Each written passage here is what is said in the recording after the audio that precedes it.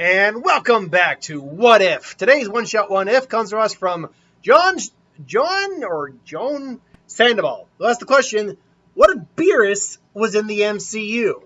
Obviously, we know Beerus is the god of destruction from the Dragon Ball Super world, from Dragon Ball universe.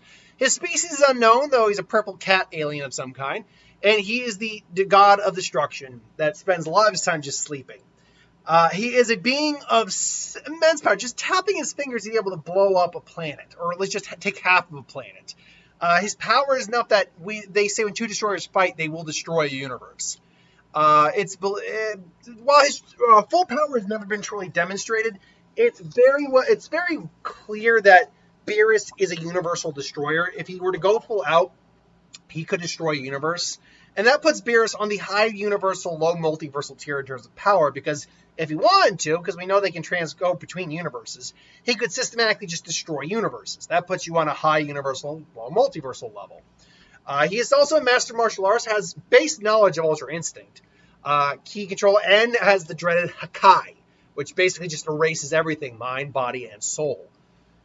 So the question is, how does a character like this work in the MCU? Because right off the bat, from everything we've seen in the MCU, Beerus would wreck shop in the MCU. So even Thanos really isn't up to snuff to beat this guy. So the question is, first off, how does Beerus get involved in the MCU as a whole up to this point? And that's a very interesting question, because Beerus's world, his realm, actually exists outside the basic universe of the Dragon Ball Z world. Like King Kai, they exist in that it's a macrocosm effect. Our universe is kind of there's a symbolic scale that's been made that most people use as a demonstration. The world of the Kais and stuff like that, and Beerus exist outside of the actual universe like that has all the mortals in it. So that's where Beerus spends most of his time. And he maybe at one point wakes up just like he normally does and asks Whis, what's going on, Whis? And the question is going to be, when does he wake up? I have a feeling it's going to be close to, if not right around the points of Infinity War, and Endgame. Because that's a cosmic event like the snap is maybe the only thing that would pique Beerus' interest. Beerus is so powerful that, again, there's really no one that threatens him. Not Thanos, not Hela. Now, I might do something at the end of this video just to try and change it up, but we'll look at Beerus as is. So when he wakes up and goes, Beerus, what? I sense something. What woke me up? It seems, Lord Beerus, that someone was able to gather the Infinity Stones. This would at least cause Beerus to actually be invested in the conversation, because being with the Infinity Stones, in theory, is at least as strong as Beerus is. Beerus can wipe out a universe at its full power. And he can Hakai as many people as he wants. But the stones can only wipe out half the universe as they did with a snap of the fingers. That's power. That's immediate power that Beerus doesn't have.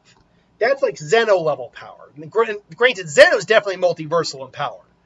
But, the Infinity Stones can wipe out things just faster and more effectively than Beerus can. Oh, maybe not more effectively, but faster than Beerus can. In theory, Thanos could just wipe out all of the universe's life like that. Beerus actually can't do that without destroying the universe. So the fact that a being got the Infinity Stones would interest Beerus. It's like, who was it? It would be the one known as Thanos, the Mad Titan. The handsome devil. Lord Beerus, what? I can appreciate a good shade of purple on another man. Still, though, the fact that what has happened since then? And he says he destroyed the Infinity Stones. Destroyed them. Well, now, why would he do that? It's according to Bill, he wanted simply to bring the universe back into balance, Lord Beerus. And by doing so, he thought his mission was over. So he wanted no one to be tempted by the stones again. And Beerus is now he can respect that, but is also annoyed. So he thought the one person who could maybe give him a legitimate fight, gone. And so things go about, and he's focusing on Earth, saying, who are they? They are the Avengers, Lord Beerus, Earth's mightiest heroes. Mightiest heroes, you say? Is that Odin's son? It's like Thor, yes. I remember duking it out with his father years ago. Now, keep in mind, we are not talking about Odin could totally beat Beerus. Thor beat Vegeta in the death battle. They said this and this. We are looking at the MCU versions of the characters. So Beerus, but unfortunately, he's not worth the effort. Big mope of that one day now. As the years go by, Beerus just goes back to sleep for a while. Then, obviously, the past Thanos comes into the present. Beerus senses it again. This time, and he senses the stones return. And this time, they actually go to the battlefield. And basically, observe the surroundings. Thanos takes the power. Eventually, gets to the point where Thanos takes the Power Stone, bitch smacks Captain Marvel, and he puts the stones. He's about to snap his fingers. Just as Tony's about to get in, Doctor Strange is about to get in, or Tony's about to get in. Doctor Strange saying we only got the one shot. All of a sudden, just I'm very impressive, Thanos, but unfortunately, I can't let you do that. And everyone on the battlefield is now like, who the what? And Doctor Strange's like, I did not see this. Oh, you're the one. You're Dr. Stephen Strange, aren't you? You're the one who used the time stone to make this little shindig happen. Well, I must admit, that's quite the planning. Fortunately, we exist beyond any single one stone's influence. So that's why you were unable to foresee this. Don't worry, though. It's like, what? Who are you? It's like, you. And Thanos takes a minute, and he actually, because I imagine Thanos is old enough to know who Beerus actually is. He's like, it can't be you. It's like, oh, yes, it can be. It's like, I was quite interested when I heard you snap that out the universe. But to think these mortals were able to overcome all odds and bring a universe back into equal footing. I must admit, that is impressive. Despite the fact that I respect your skin game, it's like, and comments in skin, I'm afraid I can't let you do with that. I can't let you go for a twofer. And he just yanks the glove right off him. He's like, yeah, you, and he just kind of throws his fist at Beerus and boom. He's like, oh, that's it. Interesting, but unfortunately irrelevant. You've caused enough trouble for two lifetimes, Thanos. Let's not go for a three-peat. And he's like, what are you? No, Hakai! And then all of a sudden, Thanos, and he's like aiming at his arms. Thanos, his army, everything is just starting to just evaporate in purple like energy, and it's just done. I was like, well, that was at least amusing. I was like, who exactly are you? Oh yes, that's right. You haven't been formally introduced to me. I'm Lord Beerus of the destroyer god of universe one. Technically, it's not Universe 616. It's Universe 199999 something, which is the universe you've had designated. And no need to thank me. Well, you're not. That all depends. You plan to use those stones yourself? Stuff? Well, now as you bring it up, I could use it. And say, we gotta stop. And say, oh, don't worry about it. Lord Beerus isn't going to do anything inappropriate. And Beerus is now holding a gauntlet, which now form fits, I think, to his hand a lot more. Because I think that's the beauty of the Iron Man tech. It just kind of form fits. And he's just like, let's see now. And all of a sudden a banquet just appears on him. And then you can tell that Beerus isn't struggling with the stone's energy like anyone else was. Like he's like, all right, here we go. It's like, what? What? It's been a while. I haven't had a good meal in a while. Oh, it's delicious. Wait, you have to try this. And everyone is now just like, what the hell is going on here? And afterwards I'll say, that was a delicious meal. All right, it's time to go home. And I think it'd be Doctor Strange about being like, wait, I heard what you said, destroyer god. What exactly is that? I said, to put it in simple terms, every universe that exists in the multiverse has a destroyer god. The god that is used to balance the life-giving with the destruction in order to bring perfect harmony to the universe. Unfortunately, Thanos overstepped his head when he snapped out the universe. He overstepped his head and his role in the universe. Beerus would have taken care of him had you not taken care of him prior. So you have our thanks for that. But Lord Beerus just wanted to have his own revenge against Beerus. Like I said, respect word given. but you don't overstep your bounds. Anyway, pleasure to meet you all. Good night. It's like, what just happened here? And so Tony gets to live, which is great. And that leads us now into, like, a lot of the other events where Beerus probably wouldn't be stepping in, because we're only up to now Thor: Love and Thunder right now in the MCU. And I don't think Doctor Strange really is going to be doing much Doctor Strange. You might find you might run into more destroyers, but that's not really going to play a factor here or there. The only two scenarios that I think could really play a factor in the MCU are the Eternals, where you actually have Celestials involved. Beerus sensing the Celestials, I think, would be a big, like, okay, that's a red alert. Like, the Celestials, Whis, it's like, Lord Beerus, yes, I sense it. They've returned, Whis. And so when, Arishem, the judge, is casting his judgment, I think Whis and Beerus are going to show up to put their 2 cents in as well. And that leaves us now with Thor: Love and Thunder, with Gorr going out of his way to kill gods. Now, again, I think because they exist outside of the known universe, they would be okay. They're not going to be affected by by Eternity's wish.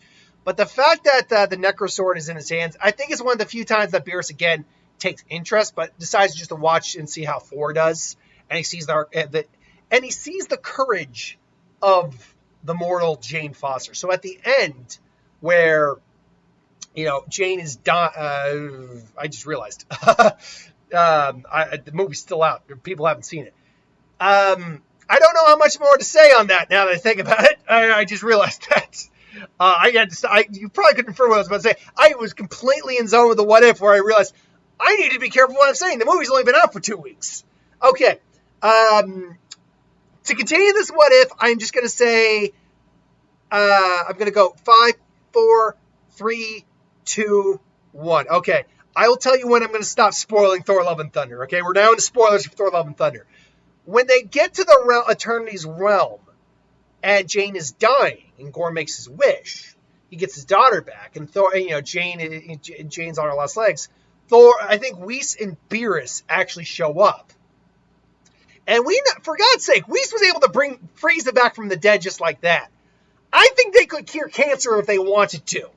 So, Beerus and Whis are there, and they're, showing their respect towards a woman, a mortal, who gained the power of a god and used it like a god would, who used it for heroism and others' benefits, and all that. And it's like, very rarely in my time have I ever seen a mortal take on such a burden and yet use it with such responsibility. You have honored your position as a god, Jane Foster of Earth. It's like, and so we wish to extend you a gift, for all your suffering and strife, and continue courage and fighting. And then you say, whoop, and just all of a sudden Jane just suddenly her color returns to her face. It's like, what did you do? It's like, did you? It's like, indeed we did. It's like, your cancer is, you're freed of cancer. Yes, don't thank us. You don't have to thank us. It's the least we could do after what you did for this universe. Because Beerus is not without showing respect. That's the thing. Beerus shows respect when it's due. Like, he even showed respect to Roshi, man. And you always show respect to the Eternal Hermit. You bow before the Eternal Hermit. So, yeah, I absolutely think they would probably come. There'd be an interaction. And Thor's like, I don't know how to. Well, thanks may not be. Thanks you don't ask for. I still thank you for everything you've done. It's like, oh, why aren't you polite now, there, Thor? All right, toodaloo. Let's go. And so, at the end of the film, I think you get Thor and Jane with their adopted daughter, Love. And I think I would. Oh man, I'd be down for that. Don't get me wrong. I actually loved how Thor: Love and Thunder ended. I did, and the fact Jane got Valhalla was awesome. So if we have more pressing concerns to do it, like Arishem's little kangaroo court, and so yeah, I think that's kind of where you would end up there. So Beerus being in the MCU, as we know, Beerus would just be hacks. Because he could just wipe out any opponent there is. The only fight warriors the only oppositions he would really have an issue with, Thanos with the Gauntlet and the Celestials. That's probably it. Now, there is a catch. We're at the 14-minute mark. I'll sum up the remaining of this in 5 minutes. If we were to make an MCU version of Beerus, we're still probably looking at it being at minimum on par with the Celestials, or at least like a tier down from the Celestials. But now you're dealing with an individual who could actually play a bigger factor in the MCU. Probably still wakes up maybe around the time of, honestly, probably around the time of Ego, or around Guardians 2. Maybe he shows up in Infinity War to actually challenge Thanos, and they would clash, and they would clash hard. Thanos actually would still be weaker than Beerus before the Gauntlet, but with the Gauntlet, they're near tied. He's actually overpowering Beerus. Beerus, I think, could still be considered a universal destroyer, but just not in the same level. Like, his power would be something more equivalent to the stones in a way. Like, he can still wipe out planets like the Celestial can without any difficulty. Maybe destroying the universe would take every last bit of effort. He'd maybe kill himself doing it. Whereas in Super, we know that Beerus could do it and just be like, well, I destroyed that. My bad. Tired, but I'm good. Here, it would probably near kill him to destroy the whole universe, but he could do it. And so they'd be clashing. And Beerus, knowing what's going to happen if Thanos does ultimately get the stones, does what Wanda does. Wanda first destroys the Mind Stone, and Beerus, who's actually probably gotten the crap kicked out of him a little bit, gets up and just, no, it was no time at all. And you're quite right. You're quite right, big man. It's like, what are you? And then all of a sudden he feels the Time Stone just cries, Hakai! And then the Time Stone just, no, you. It's like, And then finally Beerus is like, this is over Thanos. And it's like, you, and he still's got the 4 other stones, the soul, space, reality, and power. So they clash one more time. Only this time Stormbreaker comes in, hits Thanos from behind in the back. Pretty much severs his spine, because that thing went basically into his heart. Yeah, the fact that he survived is amazing, actually. Shows you how tough the guy actually was. And Beerus, hits him, and Thor and him basically combine and kill him in the 4. And the remaining stones are, kept in safekeeping. Beerus actually, I think, holds on to the Soul Stone because it's considered to be the most dangerous one. And then I imagine they take all the stones for safekeeping. And so, Beerus is like, well, perhaps we'll meet in battle one day as Guardian.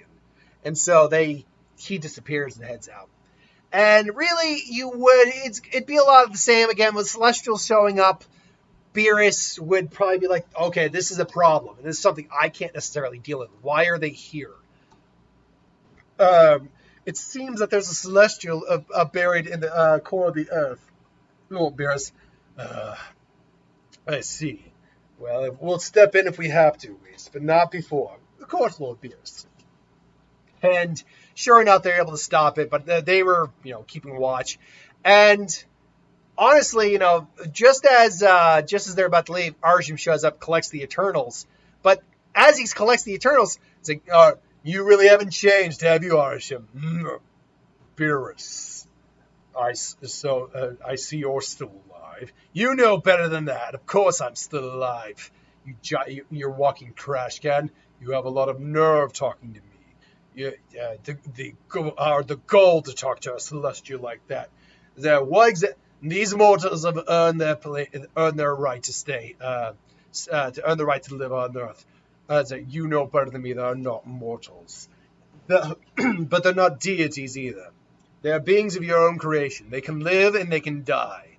And that to me is no more or less immortal than anything else. But they've shown courage under great strife. So leave them be for now. If you wish to take only who you actually need. And to be fair, yeah, technically, I don't think Arshan probably needs all of them. He's just pissed. So, because he wants to examine their memories. I mean, maybe, but yeah, I still think that he doesn't need them all. I think he would take, Cersei? I think he would take her. I think that's the main one, because she's the one who actually turned Tiamat into marble. Anyway, so Yeah, and it's like, relax. Whis will get the Whis, and basically Whis just says, "I'll scan your memories with my staff and bring them along." It's like, don't worry. You mortals have shown more than enough courage under these circumstances. We'll do everything we on our power to keep your planet safe. All right. Besides, I love the pastries here. They are delicious, aren't they, Whis? All right, take it. Bye bye now. And so they basically go with Arsham. And yeah, and I think that's where they would stay. And again, to be fair, we go into the Thor Love and Thunder bit, and it'd be the same, I think, in there. Same in this version as it would be in the other. Beerus is very powerful, but Whis is able to do what he does.